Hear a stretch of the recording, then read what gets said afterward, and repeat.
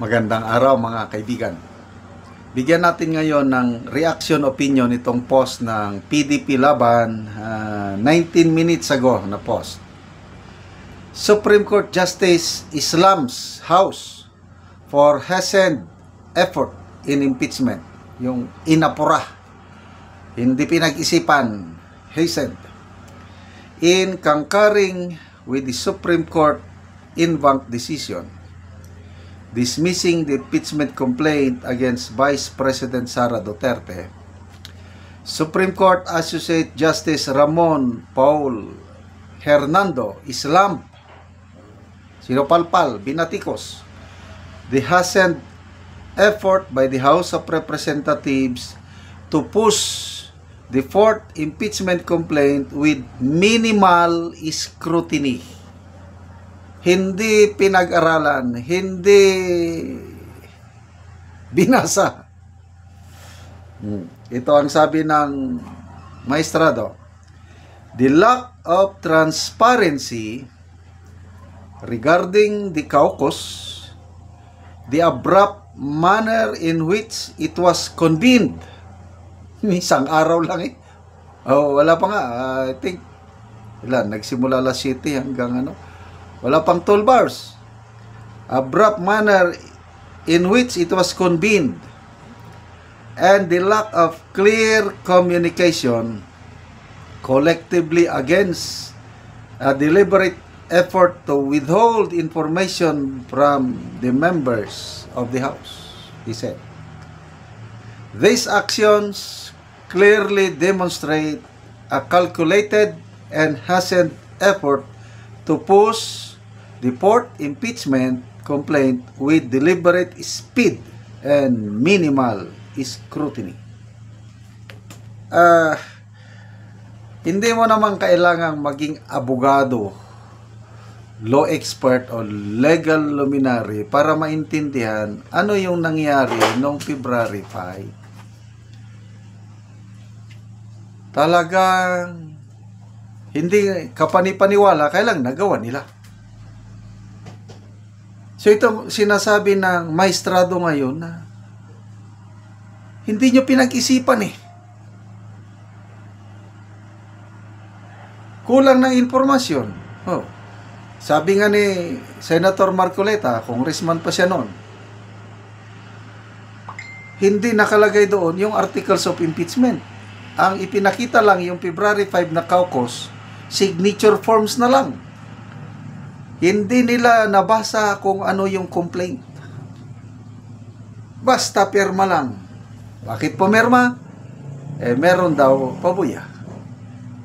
Sino ba naman ang gusto na ayaw ng maraming mga kongresista na pumirma na binatikos ng kanilang mga constituents.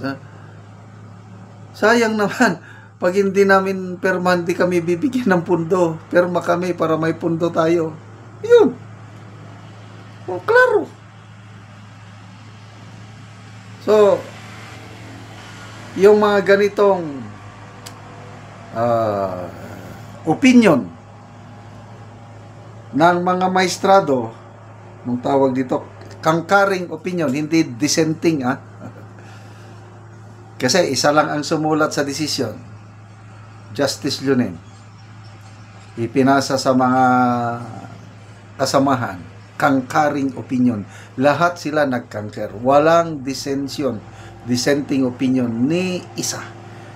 Iisang page, iisa ang interpretation nila sa nangyari. Oh, yun pa yung inaasahang babalik ta rin ng 13 yung desisyon nila. No way. Kaya, wag na kayong umasa sa wala. Paghandaan nyo na lang ang susunod na impeachment complaint next year. Ayusin ninyo. Magbasa lang ako sa mga comments,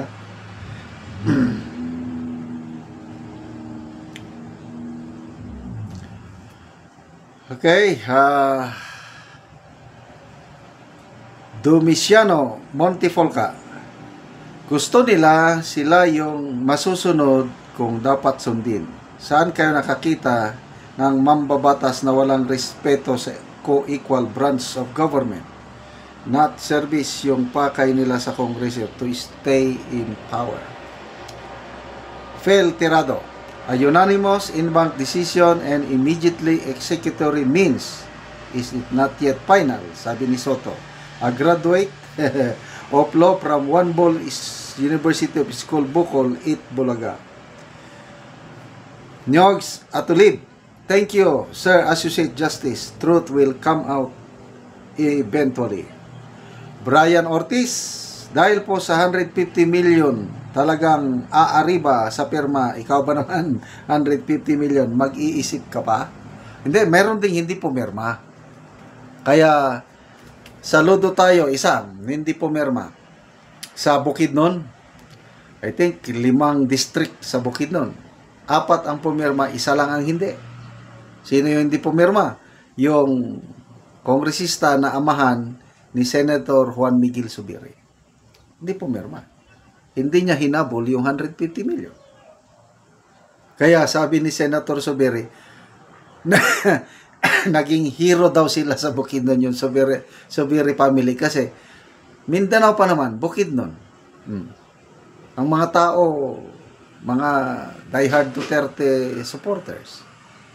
Kaya puring-puri nila si Congressman Jose Maria Zubiri dahil sa hindi niya pagpirma. Sino pa ba? Sino pa? Congressman Ligarda sa saan ba ang lugar na? Aklan? Antique ba yun? Hindi rin pumirma. Mangilan-ilan din. Mabibilang mo sa kamay yung mga Congressman Richard Gomez. Hindi rin pumirma. So, ito yung mga kongresista na may prinsipyo. Hindi nila habol yung 150 million. Okay. Ngayon, next impeachment case, next year. Paano sila makakapapirma kung wala na yung 150 million? May pipirma pa ba? Kung meron man, I don't know. Tignan na lang natin. So, good luck. Galingan nyo po, mga kagalang-galang na kongresista sa pagsampa ng impeachment complaint para matuloy na ang trial. Gusto namin din makapanood ng trial para may bloodbath tayong makikita.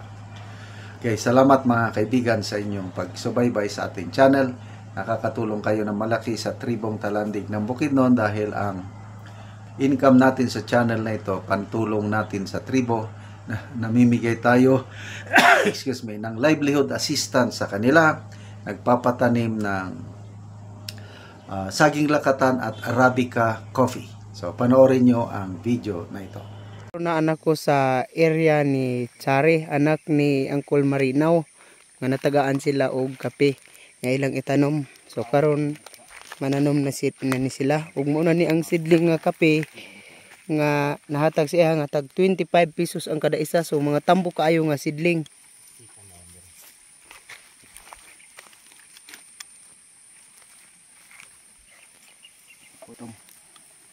Itom nga yuta, so nindot gyud ang ilang area. Ang yuta kay itom.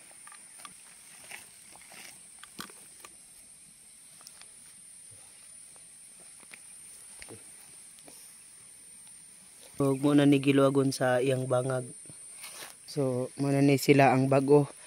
25 na kapamilya ang natabangan sa pagpananom og kape kining itanom na palit na namo nga kape nga natanom na 12,105 tag 25 pesos ang kada usa. So daghan na gyud ang among napalit nga sidling para lang nga matabangan ang mga tawo nga mananom og kape. So muna ni sila og luag pod ang ilang area.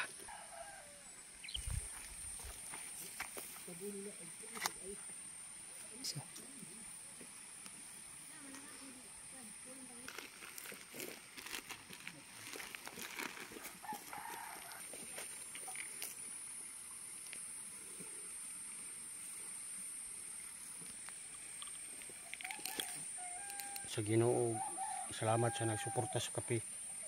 Oo. Pas na may kalisod ko makarbis na sa among kape. Oo. So salamat kaayo. Pila na rin ka kang imong anak? Upat man na sila. Upat na. So tanan nang naga-eskwela. Wala pa nang duwa. Ay, okay. So salamat kaayo.